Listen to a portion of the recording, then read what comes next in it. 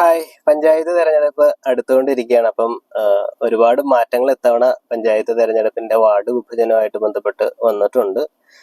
Delimitation commission കേരളയുടെ ഉത്തരവ് പ്രകാരം കഴിഞ്ഞ തവണ നമുക്ക് 14 വാർഡായിരുന്ന വാർഡുകളുടെ എണ്ണം ഇത്തവണ 16ലേക്ക് മാറിയിട്ടുണ്ട്.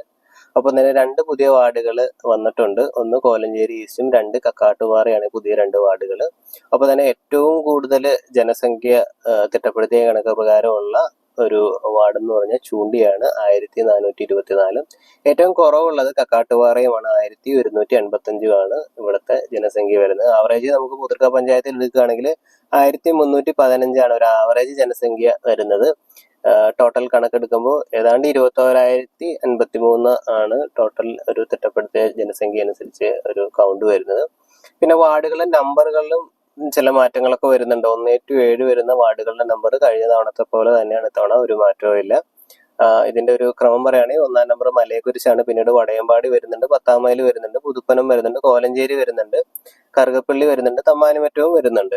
അപ്പൊ ഇതില് 1-7 ഒരു വ്യത്യാസമില്ല. പിന്നീട് 8-ാം വാർഡ് നമ്പർ ആയിട്ട് കോലഞ്ചേരി ഈസ്റ്റ് വരുന്നത് കൊണ്ട് തന്നെ കഴിഞ്ഞ തവണ 8-ാം വാർഡ് ഉണ്ടായിരുന്ന കിങ്ങിണിമറ്റം ഇത്തവണ 9-ാം വാർഡ് നമ്പറിലേക്ക് മാറുകയാണ്. അപ്പോൾ അതുപോലെ തന്നെ 9-ാം വാർഡ് നമ്പർ ആയിരുന്ന പാലക്കാമറ്റം ഇത്തവണ 10-ാം വാർഡ് നമ്പറിലേക്ക് മാറുകയാണ്. പക്ഷെ 11-ാം വാർഡ് ആയിരുന്ന പൂതൃക്ക ഈസ്റ്റിന് മാറ്റമൊന്നുമില്ല.